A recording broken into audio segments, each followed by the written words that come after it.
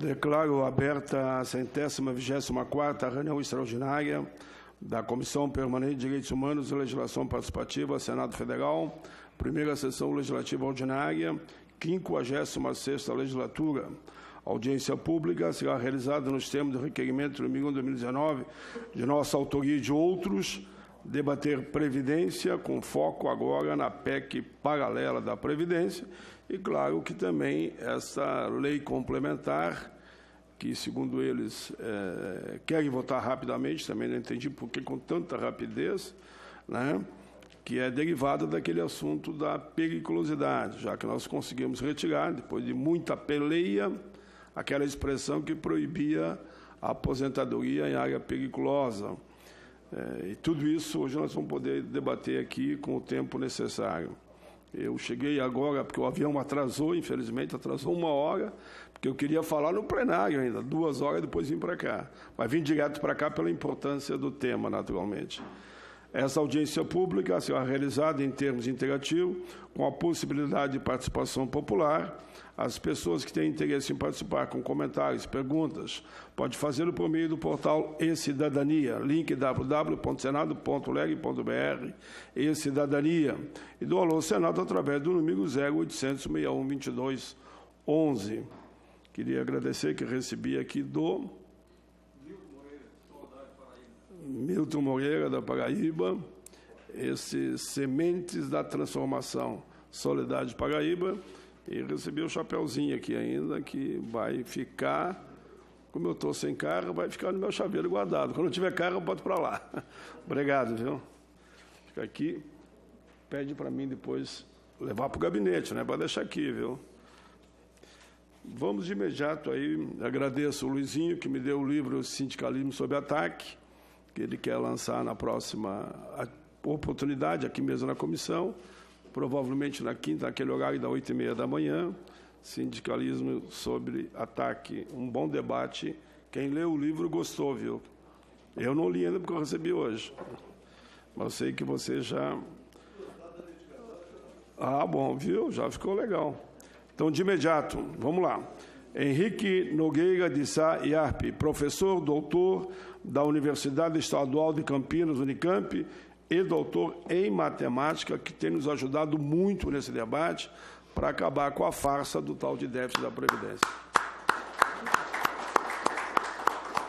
Agradeço muito, sei o esforço que ele fez para estar aqui. Queria agradecer a Anfip também, né? Porque a Anfip ajudou para que ele viesse aqui nesse momento, já que os gastos aqui, porque eles falam muito que a comissão realiza muitas audiências públicas. De fato, essa é a 124ª, e não gastamos 1 centavo. As entidades ajudam, os painelistas vêm por conta própria. Queria fazer um agradecimento muito grande aqui na abertura para o economista Eduardo Moreira e a Fatorelli. Nós tínhamos um evento grande no Rio Grande do Sul e os dois se deslocaram para lá, porque naturalmente é um evento popular, a população não tinha como pagar passagem, hotel. Eu sei que eles conseguiram ir e a população não pagou. Eu sei que talvez algumas entidades colaboraram. Se a entidade colaborou, pode dizer que não é feio isso, não. Alguma entidade que tiver aqui, eu acho que é bonito, né? Porque está patrocinando para que pessoas que têm compromisso com o projeto de nação, de país, eles possam estar em diversos estados. Mas, então, Fatorelli e Eduardo Moreira, muito obrigado, foram muito aplaudidos. A Assembleia Legislativa, eu coordenei o evento, estava lotada, mas lotada mesmo, não cabia mais ninguém lá dentro. Então, agradeço muito aos dois, agradeço também a jovem, uma jovem com 18, 19 anos fez, depois eu vou dar o nome dela aqui, porque agora eu conheci ela lá pessoalmente. Ela fez um discurso brilhante, com 19 aninhos, né? Estudante, até senadora, eu tenho que correr porque tenho prova na aula ainda. Eu apenas vou dizer porque ela é uma... Aqui, isso. Os painelistas foram Maria Lúcia Fatorelli, Eduardo Moreira e Jerusa Pena, presidente da UE. É uma jovem, não por ser negra ou branca, eu não tenho esse problema comigo, mas uma jovem negra fez um pronunciamento, foi aplaudida de pé, falando de tudo aquilo que nós estamos falando aqui. Falando das maldades na Previdência, na Trabalhista, na Emenda 95, nas políticas públicas, saúde, educação, segurança, enfim. Ela foi aplaudida de pé. Ela nem gosta que eu faça muita propaganda dela, mas eu estou fazendo de novo aqui, viu? Parabéns, fiquei muito alegre de conhecê-la. Vamos lá, então. Milton Moreira, diretor-presidente do Instituto de Previdência dos Servidores Municipais de Soledade e PSOL. Seja bem-vindo. Uma palma de palma aí para os dois que já estão aqui na mesa. O Ashton Barbosa, diretor da Comissão de Direitos Previdenciários da OAB. Alegria recebê-lo também aqui. A OAB estava lá, presente nesse evento. Estavam todas as centrais, todas as confederações, a Anfip também estava representada lá. E é bom porque foi um evento suprapartidário, intersindical, e numa visão de frente ampla mesmo, né? Que eu fiz questão de dizer, isso aqui não é um evento de uma frente ampla, é um conjunto das frentes que estavam lá para defender e preocupados. Foi exatamente no dia em que um parlamentar, vocês sabem que eu não cito o nome, que um parlamentar defendeu a volta do AI-5, né? Então, isso aí suscitou, claro, um debate muito forte lá na Assembleia, unanimidade, naturalmente, contra essa posição colocada da volta do AI-5. Já chamei o Ashton Barbosa, né? Agora eu chamo Sérgio Luiz de Souza Carneiro, diretor do Sindicato Nacional dos Procuradores da Fazenda Nacional, Simprofaz. Seja bem-vindo. E o nosso querido, tem nos ajudado muito aqui, Décio Bruno Lopes, presidente do Conselho da Anfip. Eu tinha preparado um pronunciamento que vai exatamente na linha desse evento, mas eu farei no encerramento. Porque se os todos falarem, encerrar o debate aqui, eu faço ele aqui, já que eu não pude fazer no plenário. Porque aqui a prioridade é para os convidados. Vocês é que vão dar o tom aqui desse evento. Então, eu começo dando tempo, que eu prefiro dizer 15 mais 5, que é 20, né? É 15 mais 5, 5 é uma tolerância, e uma tolerância, se for necessário, de alguns minutos a mais. Então, começo com o Henrique. Henrique Nogueira de Saarp. Ele é professor, doutor da Universidade Estadual de Campinas, Unicamp, e doutor em matemática. Ele deu, permita que eu diga isso, aí você deixa debitado na minha conta e não na tua, ele deu um show na CCJ. Deu um show na CCJ.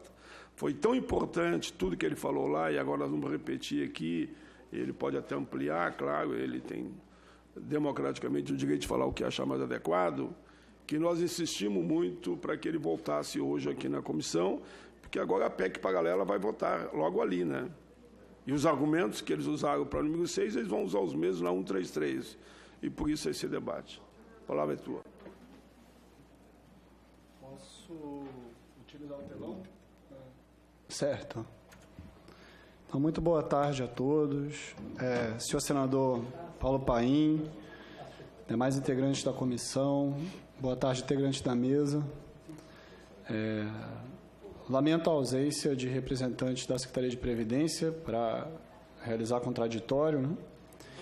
Saúdo também ao coordenador do nosso estudo, professor Pedro Paulo Bastos, do Centro de Estudos de Conjuntura e Política Econômica da Unicamp, e aos nossos colaboradores no estudo, Ricardo Knudsen, André Santos Passos e Antônio Barra. E, sobretudo, a população que nos assiste de casa. Nós estamos aqui hoje para expor a falsificação das contas do governo na justificativa apresentada para a reforma do regime geral de previdência social. Essa apresentação foi realizada na Comissão de Constituição e Justiça há aproximadamente 2 semanas. Resulta de um estudo realizado pelo nosso grupo, que refaz a metodologia apresentada pelo Ministério da Economia para os cálculos de subsídios e demais simulações no âmbito da reforma do regime geral, ou seja, em particular, tudo que toca à aposentadoria por tempo de contribuição. A nossa conclusão é que o Ministério da Economia apresentou dados falsos à sociedade. A nota informativa fornecida, que baseou toda a discussão no Parlamento, a nosso ver, é um vício de origem no processo, porque ela continha dados demonstravelmente falsos acerca das simulações relevantes para o debate. Com isso, o Ministério desvirtuou o debate no Parlamento sobre a reforma da Previdência, no Parlamento, na mídia, na sociedade. Em síntese, nós obtivemos... é importante lembrar que, quando o Ministério da Economia apresentou os seus dados, ele apresentou uma nota informativa, mas manteve sigilo sobre a memória de cálculo segundo a qual esses documentos tinham sido gerados. Então, nós tivemos que solicitar, mediante a Lei de Acesso à Informação, o acesso à planilha que havia originado os documentos divulgados à imprensa e ao Parlamento, né? E é importante dizer que o Ministério não cedeu esses documentos no primeiro momento. Ele, de fato, recorreu, nós tivemos que insistir na demanda, e ela só foi, de fato, fornecida após a votação da reforma na Câmara dos Deputados. Então, nós refizemos os cálculos utilizando a mesma metodologia alegada pela nota informativa do governo. Não se trata aqui de divergência metodológica. Nós refizemos as simulações com exatamente as mesmas premissas técnicas utilizadas ou alegadas pelo Ministério da Economia. E, no entanto, averiguamos conclusões contrárias. Então, para nossa perplexidade, os dados propostos na nota informativa do governo não traduzem aquelas conclusões que, a priori, deveriam decorrer da planilha utilizada, né? Em particular, o subsídio, né, um argumento muito forte utilizado em todo o debate de que o subsídio para as aposentadorias dos trabalhadores mais pobres aumentaria, é falso. O subsídio não apenas não aumenta, mas efetivamente diminui.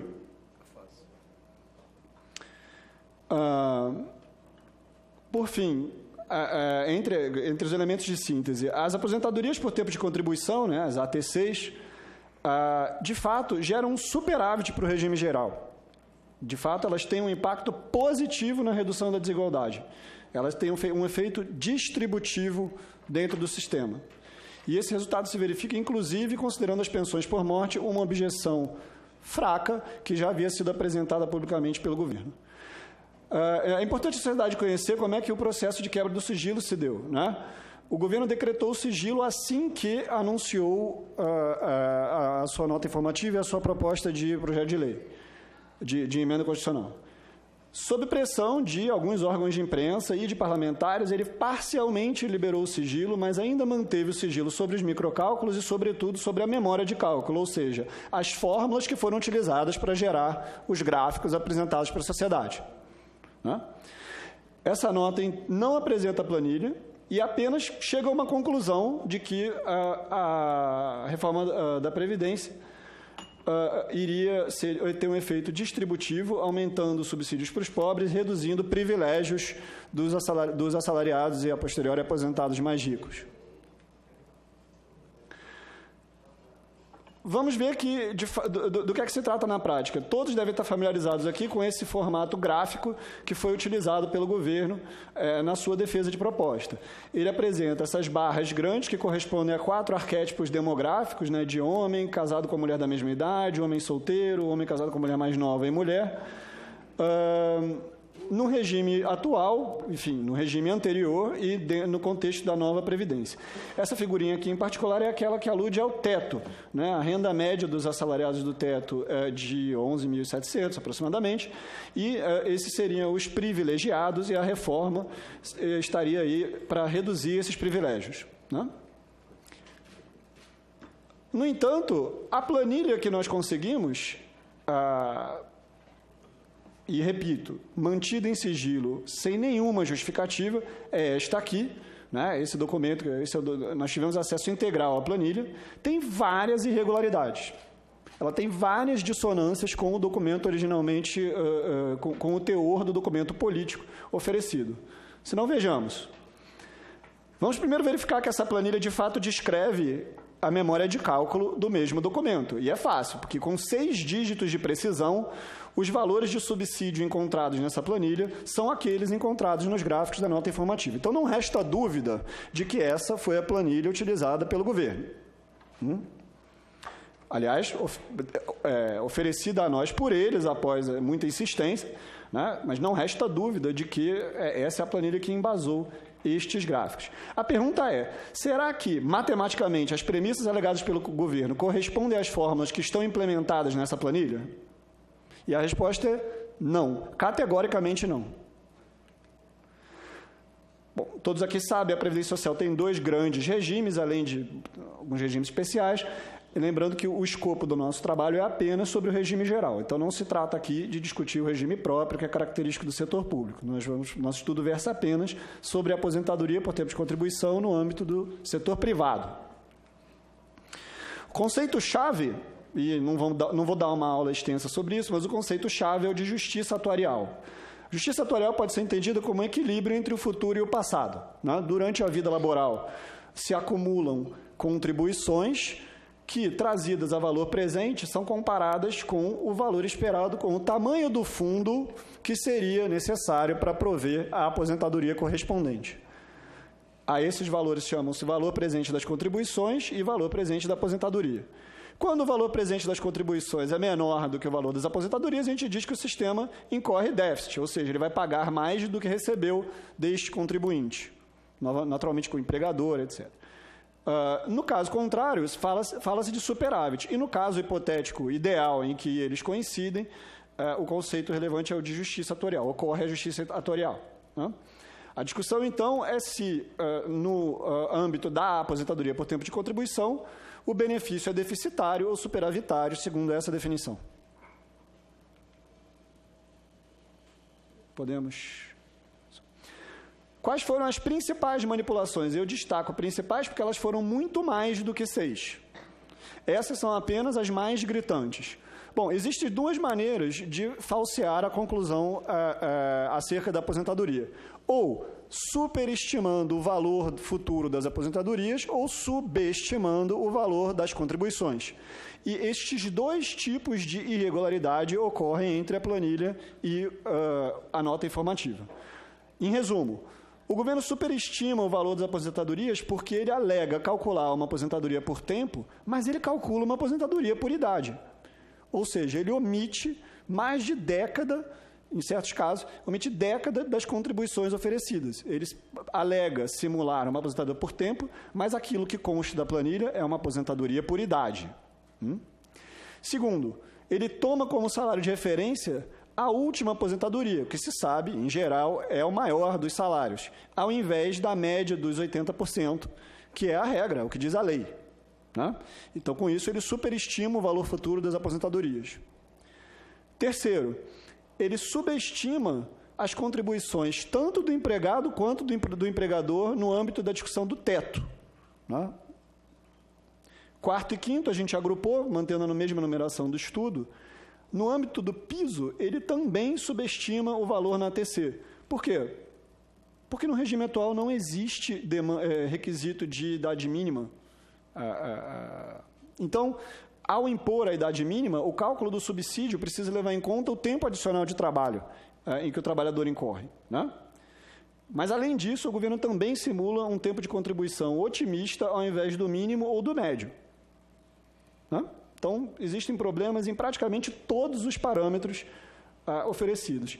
E sexto, último, mas não menos importante, não existe o fator previdenciário em nenhuma das simulações do governo. O fator previdenciário está completamente ausente da planilha. Ele não existe. Permite que eu... Isso foi um impacto maior, porque eu trabalhei muito, toda a minha vida quase para acabar com o fator previdenciário. E quando você denunciou lá tudo isso aí, eu me lembro que 2 coisas ficam na cabeça. Qualquer um sabe, até meus netos já sabem, que na hora de fazer o cálculo, dados que você me deu, que eu fiquei assustado, de fazer o cálculo do benefício, tu sabe que o empregador paga 20% sobre a folha. E esse economista aqui, cientista, especialista, me disse, não, eles não usaram os 20% sobre a folha. Eles usaram só o teto, o regime geral da Previdência, o teto, que é 5.800. Isso é um absurdo. Isso Outro é o fator. Então, na hora de arrecadar, ele usa um instrumento. Na hora de pagar, ele usa outro, para mostrar que tem déficit. Quando você me falou que eles não calcularam o fator, que chega a reduzir o benefício em 20% até 30%, eles botaram como se eles pagassem tudo que você falou no teto, né? E na hora de arrecadar, em vez de arrecadar do total da folha, eles dizem que arrecadam sobre até, em tese, 5, 6 salários mínimos. É tão maluco isso que eu contei lá no evento em Porto Alegre, os dados da Unicamp, citei teu nome, ninguém queria acreditar, mas é real isso.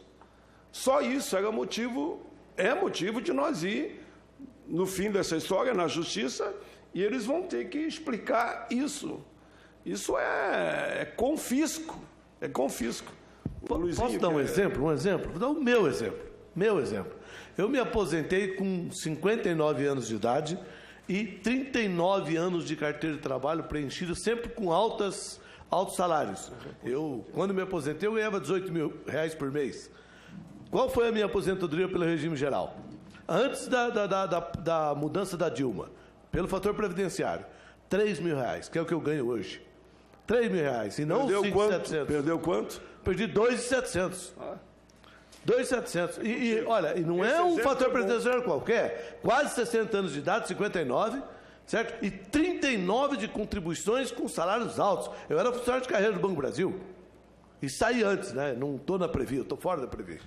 Então, isso é um absurdo. É um exemplo dado. É contigo, Henrique, de novo, eu já coloquei teu tempo de volta. Senador Paim deve ter muitos admiradores dentro da Secretaria de Previdência, porque pelo menos na planilha o senhor conseguiu acabar com o fator previdenciário. Vou pormenorizar. Na planilha eles acabaram com o fator. Na planilha eles acabaram. Porque na real está até hoje vivo e firme. Lá. Vivo e firme, é o que diz a lei. E não foi o que as fórmulas implementavam. Exatamente. Vou detalhar. Primeiro, a manipulação. É difícil dizer qual é a mais gritante, porque todas são escandalosas. O governo alega calcular uma ATC, mas, na verdade, ele calcula uma aposentadoria por idade. Aí não é surpresa que ocorre um déficit. Eu vou mostrar os dados para Vossa Excelência e Senhorias comprovarem o que eu estou dizendo. Por favor. Vejamos aqui a planilha apresentada pelo governo, supostamente correspondente à renda do teto, a renda média do teto, que seria de 11.700, o governo alega simular uma aposentadoria 60-30, 60 anos de idade, 60-35, 60 anos de idade, 35 de contribuição. Né? No entanto, vamos ver o ano de início e o ano de final da planilha. Acompanhe a cor verde e a cor cinza, que não me deixam mentir. A planilha começa em janeiro de 2016 e termina em dezembro de 2030.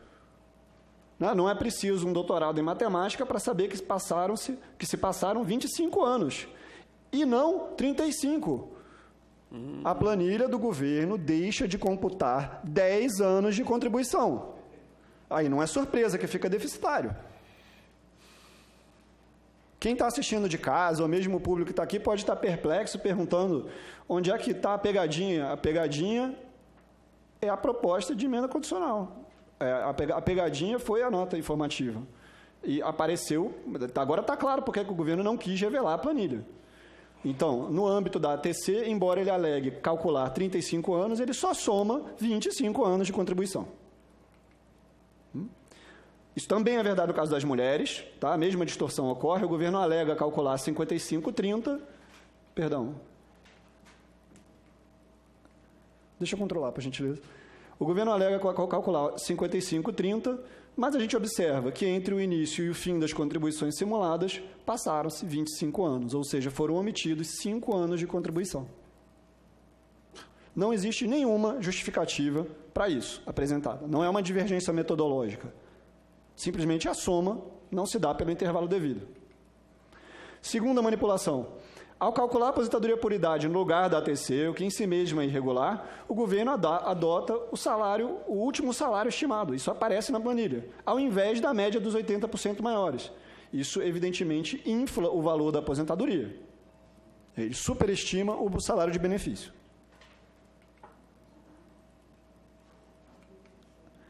3. Na simulação oficial do teto, o governo, agora aludindo ao segundo ponto que o senador Paim destacou aqui. Que marcou da tua fala, por isso que eu falei antes. O governo subestima tanto a contribuição do empregador quanto a do empregado. Né? No caso do empregado, vamos ver. Primeiro, vamos entender o que o governo faz. Na planilha, é importante destacar, para a nossa perplexidade, que aquilo que o governo chama de teto, de salário do teto, né, na planilha está simulado como 5 salários mínimos. Está escrito, esse texto é original da planilha. 5 salários mínimos, a valores de 2018, que são utilizados pela planilha, dá para aproximadamente R$ 4.800. Tá? Enquanto que então, o real é 5.600. O teto é 5.600. Tá? Mas o salário que está sendo simulado, que aparece na nota informativa, é de 11.700.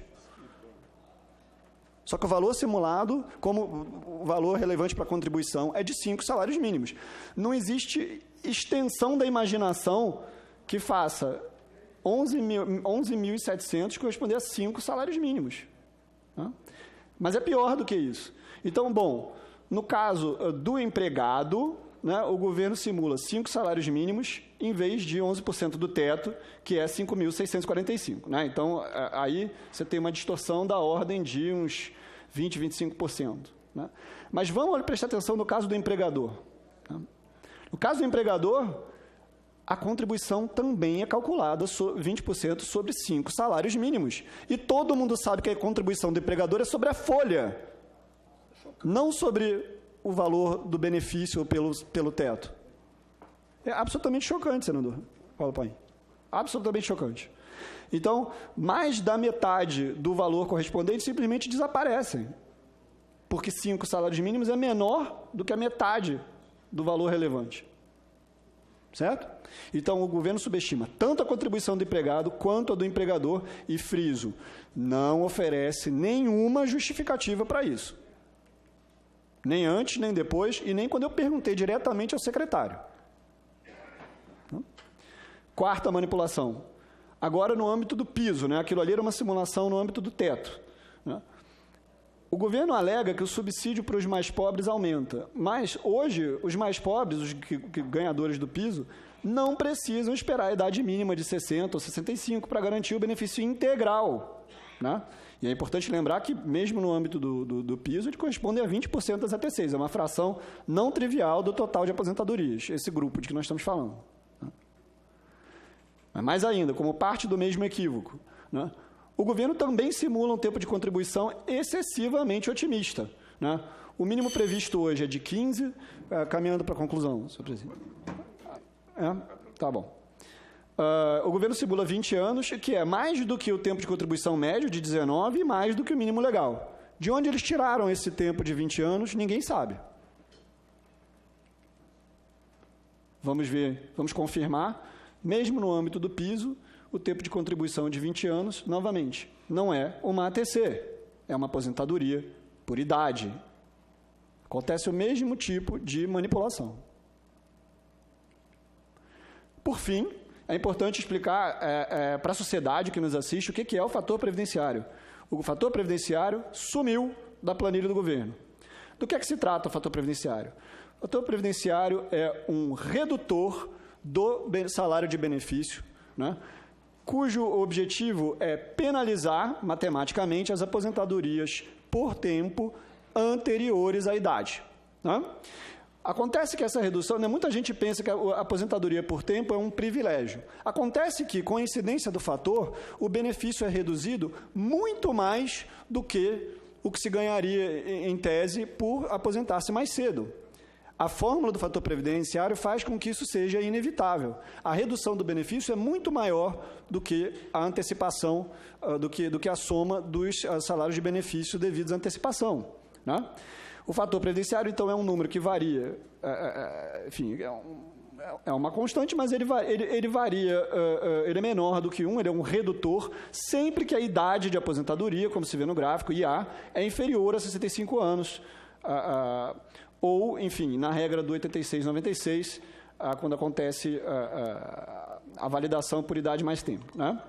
Ele é de aproximadamente um pouquinho maior do que quando o tempo mínimo é atingido, e quando a idade passa de 65, ele se torna positivo.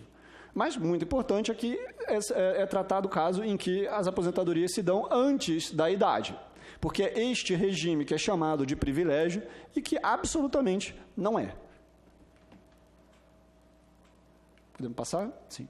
Bom, aqui está a fórmula do fator previdenciário, eu não vou passar uma prova para vossas senhorias, mas, basicamente, o fator previdenciário depende da alíquota de contribuição, do tempo de contribuição, da expectativa de sobrevida após a aposentadoria e da idade no momento de aposentadoria. Essas são as grandezas relevantes, e essa fórmula faz com que a aposentadoria por tempo seja anterior à idade, seja sempre penalizada em termos absolutos.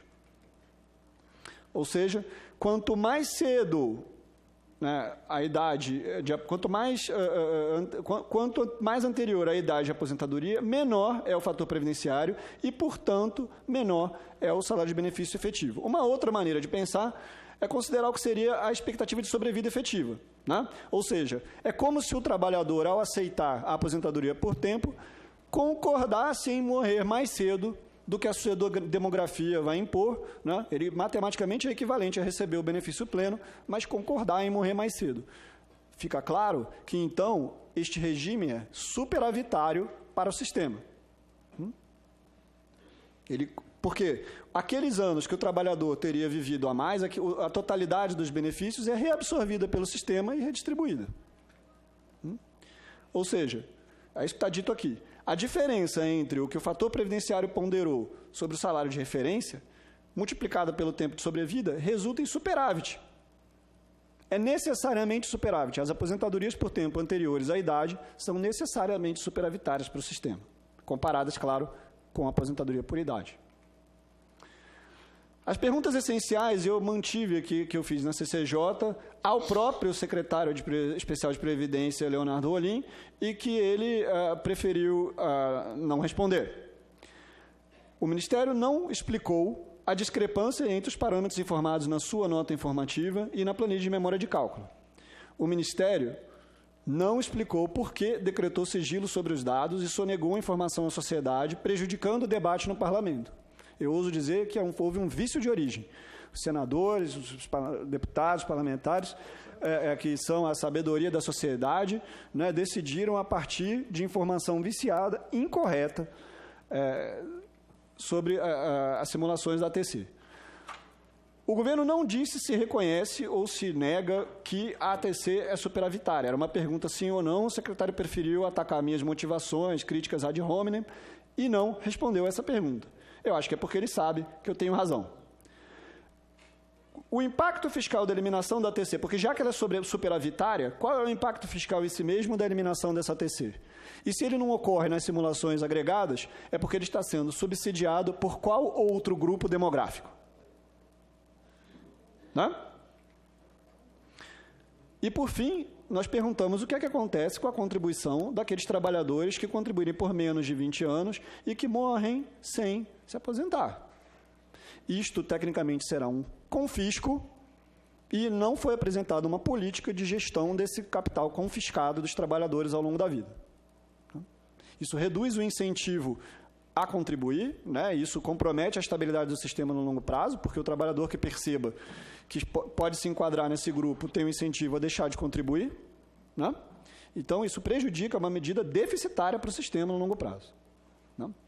Senador, quanto tempo? Tem mais 5 aí. 5 minutos para... Então, eu vou apenas dar uma percorrida na segunda parte da minha apresentação, que é, uma vez que a simulação do governo é insuficiente e, em larga medida, falsa, o nosso grupo fez as verdadeiras simulações. Ou seja, nós adotamos, repito, as mesmas premissas que o governo alega utilizar, porém fizemos as planilhas corretas. As nossas principais conclusões é que o fim da ATC é deficitário e prejudica, sobretudo, os mais pobres. Né? Nós simulamos os dados falsos, aqui que aparecem em azul, os 4 cenários demográficos, e comparamos com os nossos em vermelho, que são as 4 colunas de baixo, e verificamos que aquilo que o governo identificava como um subsídio, né, é, na verdade, superavitário. No caso daqui, a gente tem as aposentadorias no teto, com salário de 11.700.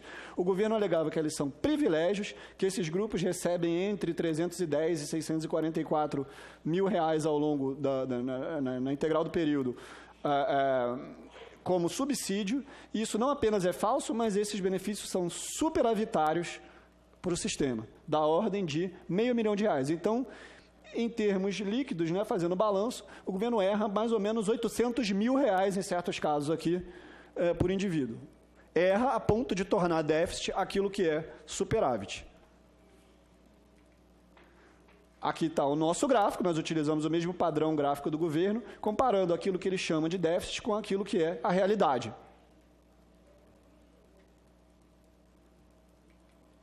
Fizemos a mesma coisa para o que eles chamam de ATC atípica, quer dizer, um caso modelo, que eles chamam de condição padrão, e a conclusão é a mesma. Aquilo que aparecia como subsídio é superávit.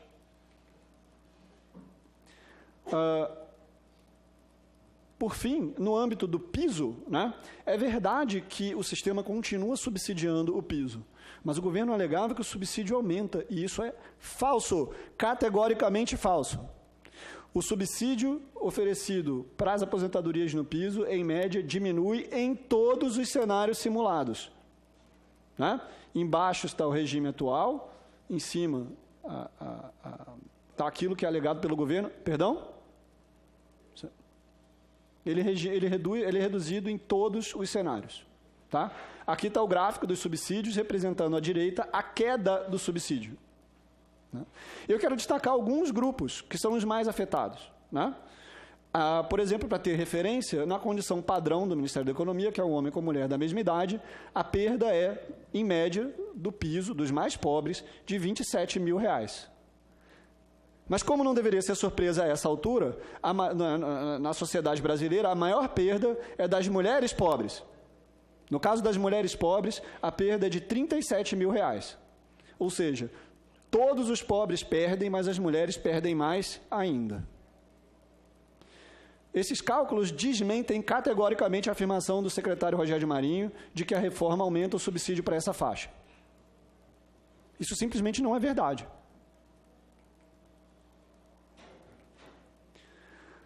Calculando as taxas de reposição entre o regime atual e o novo regime, é possível ver que as taxas de reposição são reduzidas em todos os cenários.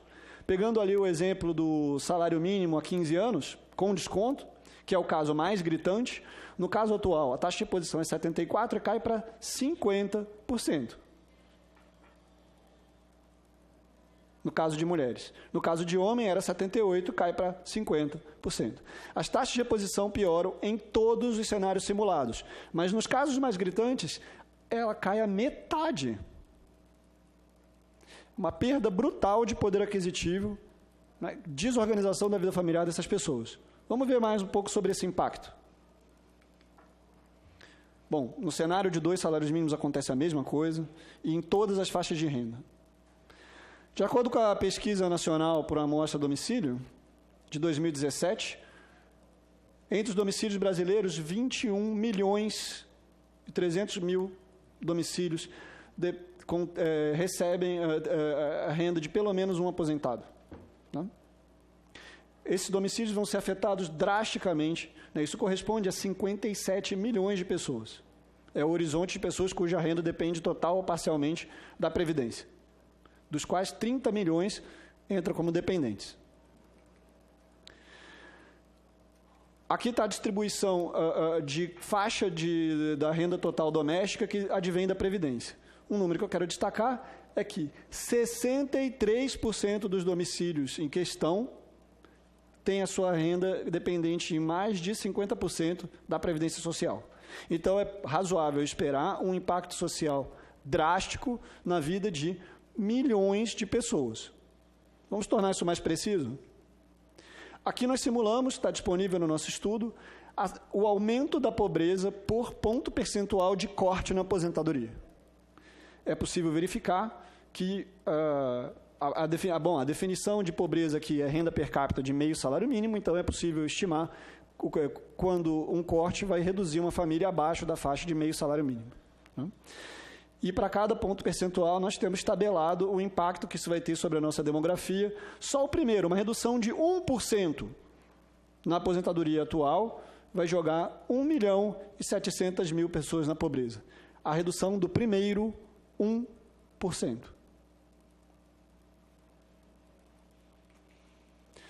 Vamos olhar também o impacto nos estados, porque afinal aqui é a Casa dos Estados, aqui é a Casa da Federação, é a Casa do Senado, é o que é o Senado. Agora sim, concluindo, senhor presidente. Notem que aqui nós temos simulado a relação entre benefícios pagos pelo INSS e a arrecadação correspondente dos estados. Essa relação é maior do que 1, é maior do que 100%, para a maioria dos estados da federação, e ela, de fato, só é menor do que 100% para os estados mais ricos. E nem todos. Estados que concentram a população mais pobre também são aqueles que têm mais a perder com a mudança atual. No caso, por exemplo, aqui do Ceará, um estado importante, né, a relação é mais do que o dobro, era mais do que o dobro em 2010 e está na ordem de 181% em 2017. No caso da Bahia, mais do que o dobro, 233%. Ou seja, esses estados recebem muito mais benefícios do INSS do que arrecadam. Esse efeito distributivo, também do ponto de vista federativo, desaparece com o fim da ATC. Por fim, os contribuintes com salário acima de 4 salários mínimos, que, segundo o governo, são ricos, né? Os ricos, segundo o governo, de fato, em alguns cenários, recebem até mais de 3 salários mínimos. Receberão em torno de 2,5, taxa de reposição baixíssima. Quem vai ser mais prejudicado é o trabalhador mais precário. E com o fim da ATC, os trabalhadores que perderão o emprego, idosos, mas antes da idade mínima, vão ter que esperar a idade mínima na penúria. Aqueles que já não podem trabalhar, que têm um regime de trabalho penoso, que têm problemas de saúde, e que percam o emprego e que não voltem a empregar-se, terão que esperar a aposentadoria na pobreza. Concluindo, o governo alegou na sua nota informativa que os trabalhadores que possuem salários mais elevados são os mais atingidos pela reforma. Ou seja, quem tem benefícios acima da média vai receber subsídios menores. E que os trabalhadores com menor renda vão pagar menos e ganharão o mesmo benefício, né? Isso é mentira. A reforma da Previdência diminui o subsídio para os pobres e joga muitas famílias na pobreza. Obrigado.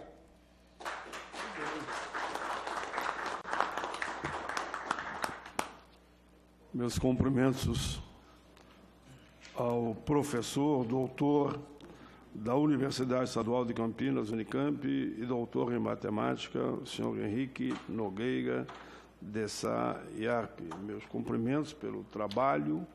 É a terceira vez que a gente traz aqui os dados da Unicamp para tentar convencer o parlamento.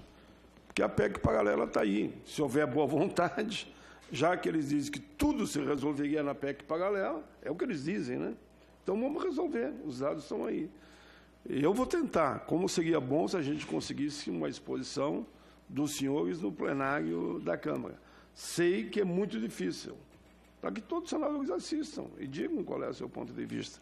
Saiu uma matéria na Folha de São Paulo, embora para mim, digamos, foi até positivo, mas eu fiquei muito triste, onde o próprio jornal reconhece que 90% dos parlamentares não conhecem o que estão aprovando. Ou não conhecem a minha fé. Eu prefiro dizer que não conhecem, que é mais ou menos os dados que você está dando aqui. Não conhecem. E venha vir, eu quero ver esses estados todos que você lembrou aqui, achei muito interessante também, que vão ter um prejuízo enorme, como o Ceará, por exemplo. Estou guardando o Ceará aqui, mas podia olhar para a Bahia. E todos que você colocou ali. Eu vou pegar aquela lista e vou ler no plenário. Eu vou ler no plenário, se você me autoriza. Da Unicamp, ficou aqui tudo... Tudo isso aqui vai para a internet, né? Como é que chama? A internet e YouTube, né? Tudo isso vai estar ali. Quem quiser assistir, tiver dúvida, quiser questionar, fique à vontade. Vai estar tudo ali à disposição. Eu vou extrair parte, se você me autoriza, dizer do seu relatório, e vou transformar num pronunciamento no plenário. Para aqueles que não tiveram tempo de ver, que ouçam, pelo menos, Ou vão para a internet, vão para o YouTube e vão ter também o pronunciamento. Estou autorizado? Por favor. Obrigado. Milton Moreira, diretor-presidente do Instituto de Previdência dos Servidores Municipais de Soledade, IPSOL. Oi. Eu vou pedir licença para... Eu não consigo falar parado. Eu tenho que ficar em pé, eu tenho que me mexer. Aqui é o espaço mais democrático desse Congresso. Esse matuto aqui não consegue ficar parado. Aqui você fala não, como você quiser. De pé, sentado ali na frente.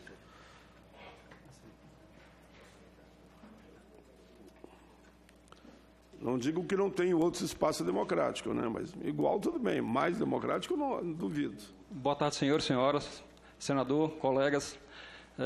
Inicialmente, quero agradecer o convite ao senador Paulo Paim, ao amigo Diego Cheruli, que fez o convite, e agradecer também aos colegas que, quando souberam que eu ia estar presente, deram algumas sugestões, como o Alderi Zanata e o Elias Moreira, lá do Rio Grande do Sul. O Elias esteve presente com o senhor.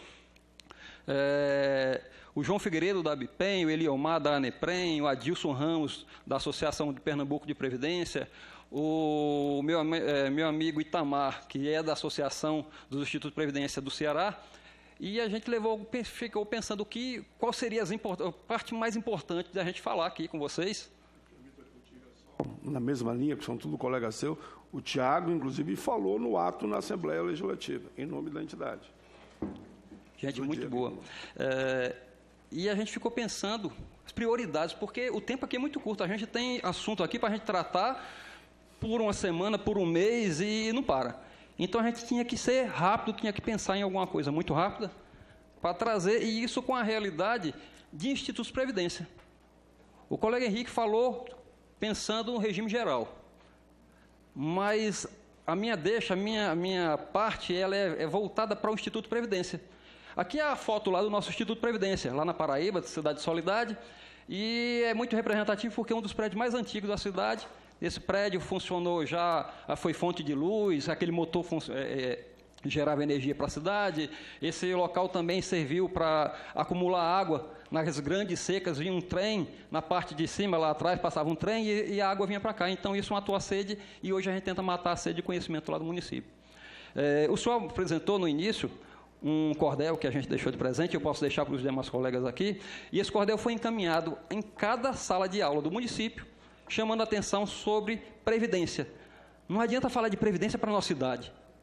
É preciso falar de previdência para a juventude, para a meninada. Eles precisam saber o que é previdência. E a gente falava de educação financeira. Porque não adianta, educação financeira é previdência é educação financeira. Então, a minha ideia aqui foi despertar. Foi chamar a atenção. Foi falar, olha, minha gente, tem alguma coisa aí que não está batendo. Tem uma informação que não está legal. Tem alguma coisa aí que não está legal. Eu vou apresentar, as imagens que aparecem no fundo, é da minha Paraíba. Eu sou carioca, nascido no Rio de Janeiro, na cidade do Rio de Janeiro, mas eu fui adotado pela Paraíba. Então, desde 14 anos que eu vivo na Paraíba. Eu tenho 34 anos de Paraíba e eu tenho muito prazer de ser paraibano. Eu adoro aquela terra, gosto, e eu levo ela aonde eu vou. Eu levo ela com muito prazer. E artigo 40A. Eu queria pensar nisso, o artigo 40A. Está ok? Eu fico tentando entender como é que é esse artigo 40A. Porque ele fala faculdade de aceitar ou não, dá direito ao Estado a aceitar ou não. Calma aí, tem alguma coisa que não está batendo. Tem uma informação que não... Como é que funciona isso, aceitar ou não? E aí, se o Estado aceita, através da sua Assembleia, o município é obrigado a receber de goela abaixo? O município lá vai aceitar? Porque o Estado aceitou? Tem alguma coisa que não tá legal. Através de lei ordinária, eu sou contador, mas eu acho que é preciso fazer alterações sobre previdência através de lei ordinária. Tem alguma coisa errada, não? Aí na questão judiciária, na questão jurídica, constituições estaduais e leis orgânicas, desculpa, não está chegando aqui. Me ajuda aí. Ok. Sim, para cá. Elas estão sendo rasgadas, não vale nada. Lei orgânica do município não vale nada, Estado é porque eu acho que tem uma coisa na lei, na Constituição, que diz que é a lei orgânica do município que tem que tratar isso. São as assembleias que devem tratar isso. Mas parece que não vale nada. A gente entende que é extremamente necessário revogar o parágrafo 22 do artigo 40, ainda da PEC 06. Mas aí eu volto a pensar, calma aí, isso aqui é tudo constitucional, o que eu estou falando aqui? Me parece que vai ser uma avalanche de ações do Supremo de inconstitucionalidade. Porque não está legal. Eu passo por cima da lei, e mais um detalhe, senador, colegas, pessoal que está em casa, pode se alterar, tem uma PEC, ok, alterou, aí pode se criar no mesmo sessão legislativa para alterar. PEC que não foi promulgada. Que não foi promulgada ainda, e aí fica que uma dentro confusão, do texto vale, tem um vácuo muito estranho, vale. e eu fico pensando, tem alguma coisa aí que não está legal. Então, eu, como contador, eu estou achando que tem alguma coisa errada. E o Senado aprovou e está aprovando isso, e os senhores aprovaram tudo isso daí? Está certo mesmo? Vocês estão pensando... Ou sou eu que estou doido? Não está doido, não. Eu tenho alguma coisa... Olha, queremos sim. Os institutos de previdência, onde eu ando, onde eu converso com o pessoal, a gente entende sim que é necessário que haja uma reforma. Sim. É necessário que municípios e estados entrem nessa reforma. Sim. Mas que entre legal, correto, cumprindo os trâmites, porque, olha só, aprova isso aqui, não vai valer nada. Vai valer nada. A PEC não foi alterada no Senado? Ela não tem que voltar para a Câmara? E vai ser aprovada assim mesmo? Vai ser promulgada? Isso não vai dar coisa errada, não? Então, olha só, é para brincar, vamos brincar, ou é para levar a sério? A gente está falando do nosso futuro, do futuro do servidor, do futuro de nosso futuro. Mas parece que está brincando. Então, o que eu peço é que reveja, vamos pensar e vamos fazer o trâmite correto. Foi aprovado no Senado, mas teve alterações. Volta para a Câmara. Faz o processo correto, ok. Aí sim, a gente não vai ter problema. Mas vai ser uma insegurança jurídica terrível. Mas precisa fazer a reforma da Previdência para trazer investimentos do exterior, para que entenda que a economia vai rodar, mas o senhor é empresário. É um investidor internacional.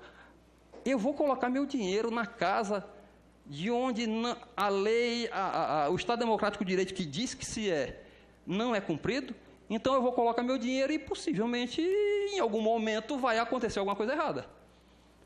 Então, que cumpra-se rigorosamente o trâmite, ok, joia. Se a gente concorda com algum passo, se a gente não concorda com algum, ok. Mas vamos cumprir o trâmite. Se não cumprir o trâmite, vai ser uma avalanche de inconstitucionalidade e aí, tchau. Então, eu acho que a gente está perdendo tempo. Todo o dinheiro gasto, todo o investimento gasto, todo o custo que a gente vem pagando de tudo isso, em vão. Acho muito estranho, acho uma coisa... Aposentadoria especial, nada contra. Mas continua classes diferenciadas. Alguém é diferente de alguém, eu acho que todos são iguais. Mas quem é que vai pagar essa conta? A gente precisa rever isso. É para se aposentar com menos tempo de trabalho? Algumas profissões realmente são exigidas, mas tem que haver algum cálculo diferenciado aí. Mas é o patrão é que vai pagar. Mas o patrão vai pagar mesmo? O ente vai pagar? Eu estou falando do Instituto lá de Previdência. E aí, como é que isso vai funcionar? Quer dizer que se aumenta a despesa, deixa de ter dinheiro para investimento, quem paga é o cidadão. No final da conta, quem vai pagar somos nós. Então, que se faça a conta certa, da forma certa, ok, a sociedade vai gostar, a gente vai concordar, mas não tem alguma coisa errada. Não está ok. PIS-PASEP. Para Institutos de Previdência, opa, legal, joia. É um inferno hoje para o Instituto de Previdência, como é que a gente deve pagar o PIS-PASEP. é um cálculo percentual sobre tal a receita, então é bitributável. O município já pagou e vem pagando e vem aumentando e a gente continua pagando. Nessa PEC paralela aqui, eu peço de verdade, vamos reconsiderar, vamos pensar, vamos fazer a coisa no trâmite correto, senão não vai dar certo. E aí a proposta corrige alguns problemas que nós temos, que seria como uma entidade que paga sobre 1% da sua folha. Ok, para a gente, o Instituto de Previdência é legal. Mas aí vamos pensar outra coisa. PIS/PASEP financia o quê? A Seguridade, certo. Mas os RPPS, os Institutos de Previdência Municipais, eles não são da Seguridade. Então, esse dinheiro é para onde? Tem algo aí que não está batendo. Pensão, eu acho muito legal, sabe? A gente contribui e passa a nossa vida, a nossa companheira, a nossa mulher, o companheiro, o que desejar, o que quiser, a sua opção. E aí os dois vão contribuindo, a vida toda. Um vem a falecer. E aí, por incrível que pareça, ele vai levar por além uma parte desse dinheiro que ele pagou. Eu só acho, senador, que deve ser para, se tiver outra vida, quando ele vir na próxima vida, ele já pagou um pedaço da sua previdência. Porque vai ser confiscado um pedaço desse dinheiro. Não deve... Tudo bem, tinha que ser um valor menor do que o que foi contribuído pelo cônjuge vivo. Mas vai cortar muito. E aí esse dinheiro vai para o além. Ou então para a Caixa do Abreu, né? Que nem fica bem você nem eu. Mas tem que ter solidariedade, tarará. Mas, pô, que legal, os senhores vão pagar, sua mulher vai pagar, seu marido vai pagar, seu companheiro, companheira.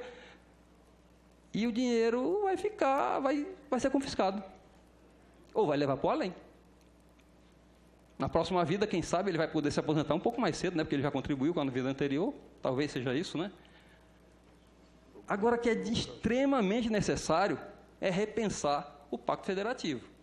Pô, o meu município está lá na ponta, um sufoco, um aperreio, uma agonia danada. A gente chega mês de outubro, novembro, dezembro, 13º, Brasil inteiro, prefeituras, para conseguir fazer o repasse para os institutos de previdência é agonia, é um sufoco. Mas a maior parcela do recurso não vai para a gente. A gente lá está sofrendo. Vai ter a lei de responsabilidade previdenciária, se fala nisso. Ok, é para punir quem não faz os repasses. Mas não chega dinheiro para a gente. Então, é extremamente necessário que se pense nisso, que repense isso, senador. Pelo amor de Deus, é preciso a gente pensar nisso de novo.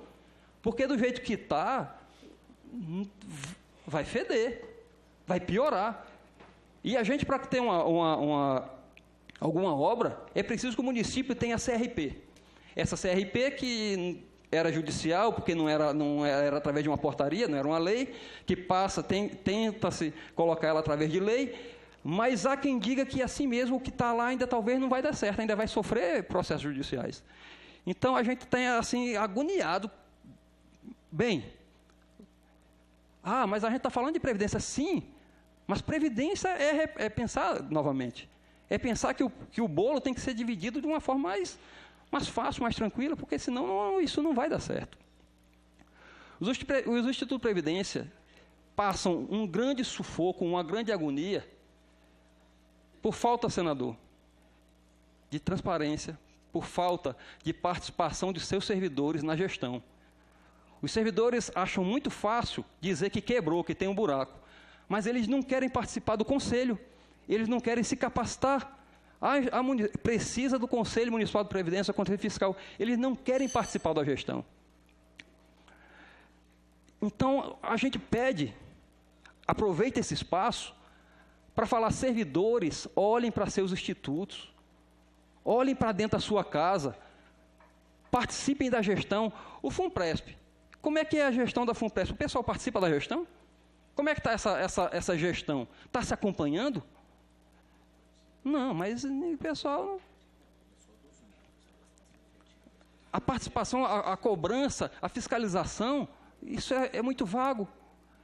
Enquanto maior houver transparência, maior a possibilidade do Instituto dar certo. Em Soledade, a gente tem 10 anos de Constituição. Aproximadamente 600 servidores, hoje a gente